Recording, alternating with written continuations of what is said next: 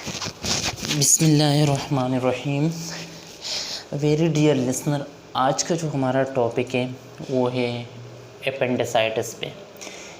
इस लेक्चर के अंदर हम बात करेंगे या हमारे जो मेन ऑब्जेक्टिव है वो होंगे कि what is the normal anatomy and physiology of the appendix. हम डिफ़ाइन करेंगे व्हाट इज़ एपेंडिसाइटिस के साइन एंड सिम्टम क्या होते हैं। इसके अलावा कौन से ऐसे डायग्नोस्टिक प्रोसीजर है या लेबॉर्ट्री टेस्ट है जो हम एपेंडिसाइटिस को डायग्नोस करने के लिए वो टेस्ट या वो प्रोसीजर परफॉर्म करते हैं। इसके अलावा इसके ट्रीटमेंट और नर्सिंग केयर के बारे में भी हम बात करेंगे।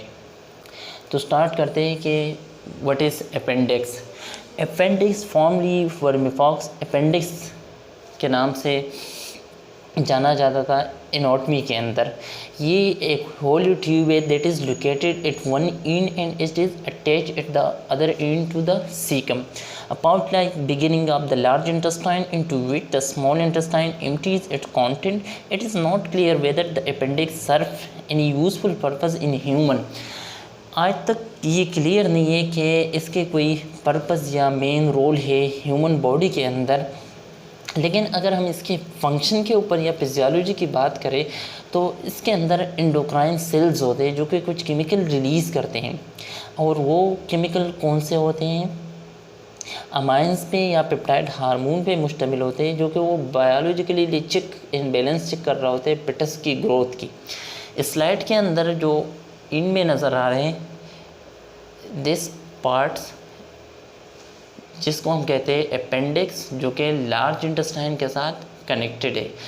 और प्रीवियस स्लाइड में हमने बात की कि ये स्मॉल इंटेस्टाइन जो अपने कंटेंट एंट्री कर रहा होता है वहाँ पे पाउच लाइक बिगिनिंग होता है लार्ज इंटेस्टाइन के साथ, ये वहाँ पे इंटर कनेक्टेड होता है।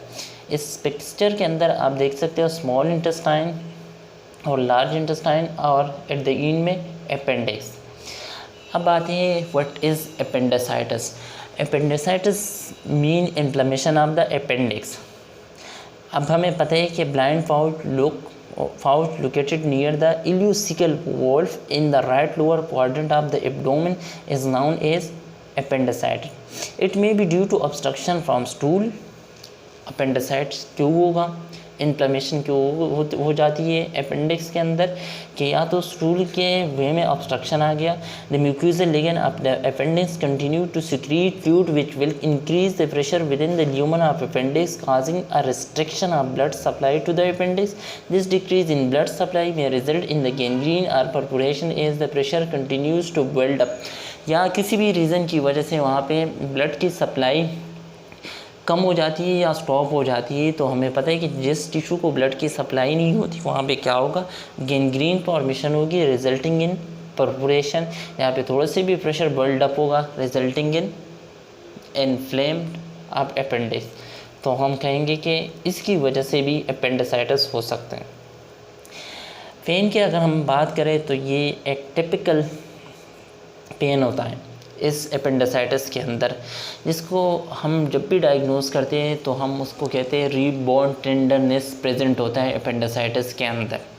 Localise it McBurney point located midway between the umbilicus and the right interior iliac crest. Appendicitis may occur at any age but the peak occurrences from teenage year to 38। इस as के अंदर इसकी जो occurrence होती है वो peak level पे होती है टीनेज से लेके 30 ईयर तक। इसके अलावा ये लाइफ में किसी भी स्टेज के अंदर ये हो सकते हैं। लेकिन इसका जो पेन है अगर हम उसको रीबॉर्न टेंडरनेस कहते हैं, अगर हम प्रेस करते हैं उस एरिया को और छोड़ देते हैं तो पेशेंट को सीवियर पेन फील होती है, उसको हम कहते हैं दिस इज़ रीबॉर्न टेंडरनेस जो कि अपेंडिसाइटिस के अंदर प्रेजेंट होता है। प्रोग्नोस की अगर हम बात करते हैं तो rupture of the appendix is more likely to occur in acute appendicitis within first 36 to 48 hour. Prognosis की अगर हम बात करते हैं तो अपेंडिक्स जो एक्यूट अपेंडिसाइटिस होता है वो first to onset of pain से लेके अप टू 36 to 38 आवर के अंदर उसकी रप्चर के चांसेस होते हैं। जब वो रप्चर हो जाते हैं तो हमें सिम्टम ऐसे लग रहा होते हैं जैसे पेरिटोनाइटिस के। What is peritonitis? Inflammation of the peritoneum cavity जो कि एब्डोमिनल कैविटी की लिनिंग मेम्ब्रेन है। इसके अलावा उसकी कम्प्लिकेशन की वजह से भी, अगर हम बात करते हैं अपेंडिसाइटिस की कम्प्लिकेशन की वजह से भी पेरिटोनाइटिस हो सकता है। The most important thing is rapid diagnose and surgical intervention are necessary to avoid rupture of the appendix. ये मोस्ट इम्पॉर्टेंट है कि हम फ़ौरन से रैपिडली उसको डायग्नोज करें पेशेंट को एक्यूरेटली, और उसको रप्चर होने से हम बचाएं। हम कोई सर्जिकल प्रोसीजर परफॉर्म करें या रिमूव करें, अपेंडिक्टोमी परफॉर्म करें, ताकि पेशेंट की जो जिस पेशेंट को अपेंडिसाइटिस हुआ है उसकी अपेंडिक्स रप्चर ना हो। साइन सिम्टम की अगर हम बात करते हैं तो abdominal pain begin very umbilical and travel to the right lower quadrant. Abdominal pain होता है, इसके अंदर rebound pain when pressure on the abdomen is quickly remove occur with peritoneal inflammation. जब भी हम एब्डोमिनल के ऊपर कोई प्रेशर डाल देते हैं, उसको प्रेस करते हैं हाथ से और छोड़ देते हैं, तो पेशेंट को सीवियर पेन होते हैं, जिसको हम कहते हैं रीबाउंड टेंडरनेस या पेन। इसके अलावा guarding, protecting the abdomen from painful exam, rigidity of the abdominal feel more from when palpating. जब भी हम एब्डोमेन को पल्पेट करेंगे तो वो ज़्यादा रिजिड होगा, सख्त होगा।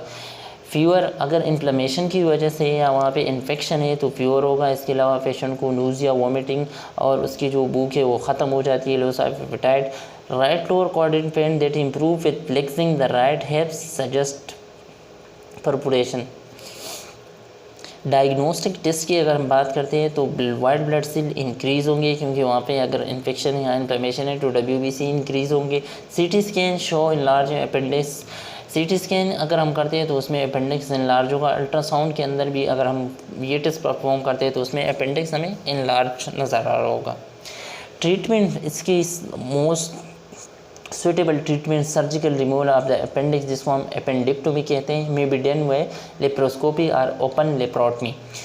पेशेंट को हम इन व्यू रखेंगे, nothing by mouth to avoid further irritation of the intestinal area and preparation for surgery. पेशेंट को सर्जरी के लिए हम रेडी करेंगे और इन व्यू रखेंगे। इसके अलावा intravenous fluid until diet resume, जब तक पेशेंट ओरली डाइट नहीं ले रहे तब तक इंट्रावेनस फ्लूइड पे रहेगा। पेन की, अगर पेशेंट को पेन हो रहा है तो उसके लिए हम मेडिकेशन देंगे, एनाल्जेसिक ड्रग देंगे।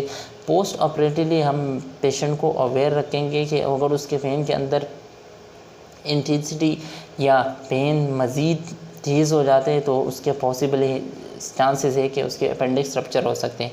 एंटीबायोटिक पोस्ट ऑपरेटिवली हम देंगे अगर नीडेड हो तो। Nursing diagnose acute pain, hyperthermia and nausea. ये हमारे पास क्या है, अपेंडिसाइटिस के जो पेशेंट है उसके हम नर्सिंग डायग्नोज बना सकते हैं, क्योंकि उसको एक्यूट पेन होता है, हाइपरथर्मिया होता है और nausea.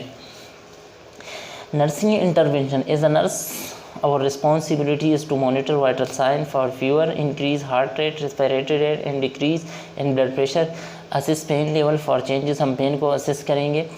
monitor surgical site for appearance of wound, drainage।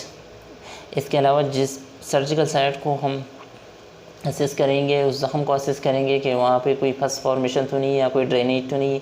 Monitor abdominal part distension, presence of bowel sound को सुनेंगे कि वो मौजूद है या नहीं है। इसके अलावा हम एब्डोमिनल डिस्टेंशन को मॉनिटर करेंगे। इसके अलावा इनटेक आउटपुट और बाउल फंक्शन ये हम मेंटेन रखेंगे। Thank you for listening attentively.